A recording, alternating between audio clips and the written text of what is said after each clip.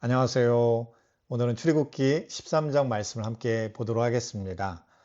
출애굽기 13장은 이스라엘 백성이 430년간의 종살이를 마치고 마침내 애굽을 떠나게 되는 역사적인 순간과 함께 구원받은 백성이 어떻게 살아가야 하는지에 대한 하나님의 첫 번째 지침을 담고 있습니다. 단순히 과거의 사건을 나열하는 것을 넘어서서 그 사건의 의미와 하나님께서 정하신 규례들을 왜 지켜야 하는지를 강조하고 있어요. 이것을 통해 우리가 알아야 할 것이 무엇인지를 깨닫게 하시는데요. 특별히 우리가 기억, 구별, 순종이라는 그런 세 가지 키워드를 중심으로 함께 살펴볼 수 있길 원합니다. 우리가 인생을 살아가다 보면 때로는 내가 이해할 수 없는 그런 길을 걸어가거나 예측 불가능한 그런 상황을 마주할 때가 있습니다. 그때마다 우리가 출애굽기 13장의 말씀처럼 하나님의 인도하심을 신뢰하고 온전히 주님께 헌신하는 그런 믿음의 삶을 우리가 살아갈 수 있길 원합니다. 하나님께서는 애굽을 나온 이스라엘 백성에게 가장 먼저 이렇게 명령하세요. 처음 태어난 것은 다 거룩히 구별하여 내게 돌리라. 이것은 내 것이니라. 왜 하필 처음 난 것일까요? 이것은 애굽에 내려진 마지막 재앙, 즉 모든 장자의 죽음과 직접적으로 연결됩니다. 애굽의 모든 장자와 가축의 첫 새끼가 죽어 나갈 때 이스라엘의 장자들은 어린 양의 피 덕분에 살아남을 수 있었습니다. 그들의 생명은 그저 주어진 것이 아니에요. 죽음에서 건져진 대속의 은혜로 얻은 새로운 생명이었습니다. 그래서 하나님께서 이것은 내 것이니라 라고 선언하시는 것은 바로 이 구원의 감격과 은혜를 잊지 말라는 강력한 메시지입니다. 너희의 생명은 나의 것이며 너희는 죽음에서 건져진 나의 소유된 백성이라는 정체성을 확고하게 심어 주시는 것입니다. 이것은 단순한 어떤 제사 규례를 넘어서요. 우리가 드리는 11조가 우리 소유 중 10분의 1만 하나님의 것이라는 뜻이 아니잖아요. 나의 모든 소유가 주님께 속해 있다라는 신앙 고백이 11조에 담겨 있습니다. 마찬가지로 장자를 거룩하게 구별하게 하시는 것도 나의 모든 것이 주님의 것이다 라는 신앙의 고백입니다. 우리가 주일을 지키는 것도 단순히 주일 하루만 주님의 날이다 라고 하는 게 아니라 우리의 모든 날이 하나님께 속한 주의 날임을 고백하고 선포하는 행위인 것과 마찬가지입니다. 이처럼 절기와 규례를 지키게 하시는 것은 이 사건을 직접 경험한 이스라엘 백성뿐만 아니라 그들의 자손들도 이 구원의 은혜를 잊지 않고 신앙을 물려받게 하시기 위함입니다. 무교절이 되면 자녀들에게 하나님께서 애굽에서 나를 인도하여 내실 때에 여호와께서 나를 위하여 행하신 일로 말미암음이라 라고 말하라고 말씀하셨어요.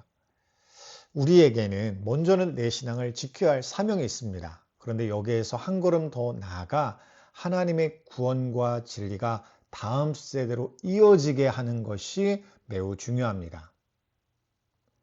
오늘날 우리는 어떨까요? 우리의 삶의 첫 부분을 하나님께 구별하고 드리고 있습니까? 물질이나 시간의 처음을 드리는 것을 넘어 내 삶의 주인이 내가 아니라 하나님이심을 고백하는 모든 순간이 바로 처음 것을 드리는 그런 믿음의 삶입니다.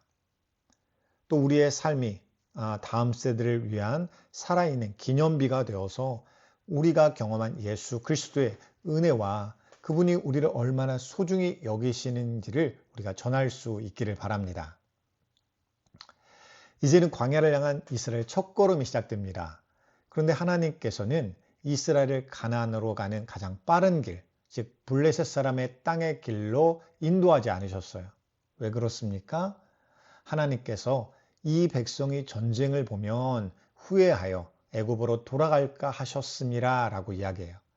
즉 그 길은 이미 여러 세력들을 지키고 있는 길입니다. 큰 전쟁을 치러야만 했습니다. 하나님께서 이스라엘의 현재 수준과 영적 상태를 알고 계시는 거예요. 그들은 아직 이런 영적 전쟁을 치를 준비가 되어 있지 않습니다.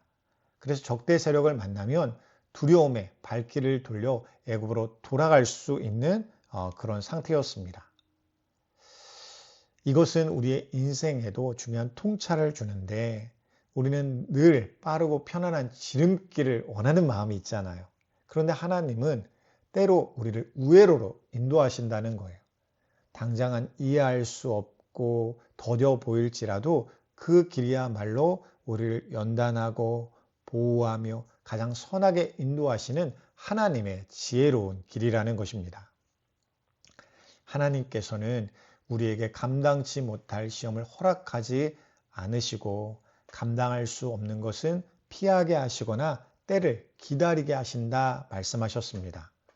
그러니 내 생각과 계획처럼 바로바로 이루어지지 않는다고 해서 우리는 낙심하거나 실망할 필요가 없어요. 그 모든 것을 통하여 가장 선한 길로 인도하실 것을 우리는 믿기 때문입니다. 그리고 그 낯설고 막막한 광야 길에서 하나님은 이스라엘을 홀로 두지 않으셨어요. 낮에는 구름 기둥으로, 밤에는 불 기둥으로 그들을 인도하셨습니다. 이 구름 기둥과 불 기둥은 단순히 길을 안내하는 내비게이션만이 아니었어요. 뜨거운 광야에서 시원한 그늘이 되어주시고 추운 사막의 밤에 따뜻함을 주시며 어둠을 밝혀주는 조명이 되게 하셨습니다. 무엇보다도 이 기둥들은 하나님의 임재하심 그 자체였습니다. 내가 너희와 지금도 함께 있다. 두려워하지 말고 나만 따라오라는 하나님의 따뜻하고 강력한 약속의 증표가 되었습니다. 그리고 모세는 애굽에서 나올 때 요셉의 유고를 가지고 나왔어요. 이것은 요셉이 남긴 유언 때문이었습니다. 요셉은 그의 삶이 어떠한 상황 가운데 있을지라도 그와 함께 하시는 여호와 하나님을 믿었기에 하나님께서 아브라함에게 약속하셨던 구원을 확신하였습니다. 그래서 모세가 요셉의 뼈를 가지고 나온 것은 그 약속을 이루신 하나님에 대한 믿음의 상징이에요. 또 하나님께서 요셉의 삶을 인도하셨던 것처럼 자신들도 동일하게 형통하게 인도하실 것이다 라는 것을 믿는 믿음의 행동이었습니다.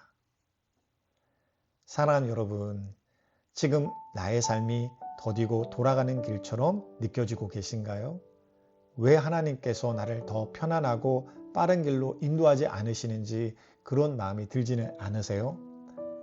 블레셋 길이 아닌 홍해길로 인도하신 하나님의 깊은 뜻을 우리가 신뢰하며 지금 걷고 있는 이 길이 나를 위한 최선의 길임을 믿음으로 고백하시기 바랍니다. 우리의 광야 같은 인생길에서 우리는 시시때때로 우리를 인도하시는 성령님과 변치 않은 진리의 말씀을 붙들고 나아갑니다. 매일 말씀과 기도로 우리의 길을 비추시는 성령 하나님의 인도하심을 민감하게 내가 따라가고 있는지 우리가 돌아볼 수 있기를 원합니다. 오늘 본문은 우리에게 구원받은 자의 삶의 방식을 명확하게 보여주고 계세요. 첫째로는요, 나를 죽음에서 건지신 구원의 은혜를 매일 기억해야 된다는 것입니다. 둘째로는 그 은혜에 대한 반응으로 내 삶의 가장 소중한 것들을 주님께 구별하여 드리는 믿음의 삶을 살 수 있습니다. 셋째로 때로는 내가 이해하지 않더라도 가장 선한 길로 인도하시는 주님께서 나와 함께 하심을 믿고 묵묵히 나아가시기 바랍니다. 우리가 구원받은 것에서 끝이 있는 것이 아닙니다. 하나님께서는 광야에서도 그들을 먹이시고 채우시고 인도하셨던 것처럼, 그리고 마지막에는 약속의 땅에 들어가게 하시는 것처럼 우리의 삶에도 그런 일들을 이루실 줄 믿습니다. 우리의 믿음이 약해질 때마다, 우리의 열정과 마음이 고갈되고 지치는 것 같을 때마다 우리에게 불기둥과 구름기둥이 되어주시는 하나님의 함께 하심을 우리가 믿음으로 구할 수 있기를 바랍니다. 그 길이 아무리 멀게 보이더라도 반드시 구원의 땅으로, 약속의 땅으로 하나님께서 우리를 인도하여 주실 줄 믿습니다. 오늘 우리의 삶이 하나님을 믿는 믿음의 삶이 되어서 하나님께 모든 것을 드리는 것을 불안해하거나 아까워하지 아니하고 믿음으로 헌신하는 복된 삶이 되기를 주님의 이름으로 간절히 축원드립니다. 감사합니다.